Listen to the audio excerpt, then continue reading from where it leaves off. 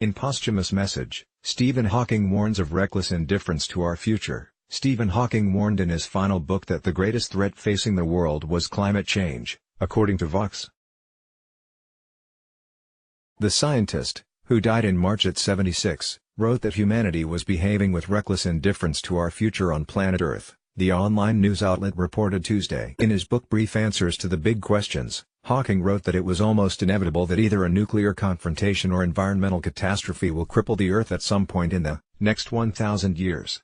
Should humanity find a way to avoid the consequences of such an event, the demise of Earth's species will be on our conscience as a race, Hawking wrote. On Monday, Hawking spoke from beyond the grave to warn the world that science and education are under threat around the world. His words were broadcast at a London launch event for his book. Hawking warned that education and science are in danger now more than ever before.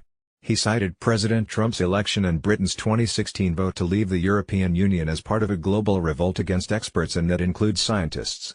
Acknowledging that science had yet to overcome major challenges for the world, including climate change, overpopulation, species extinction, deforestation and the degradation of the oceans, the physicist still urged young people to look up at the stars and not down at your feet.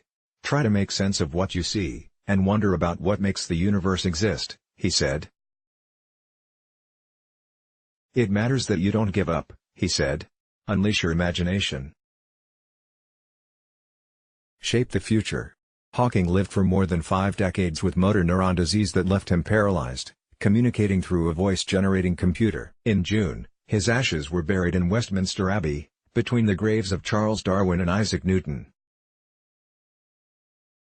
Hawking's daughter Lucy, who attended the book launch, said hearing her father's unmistakable voice had been very emotional.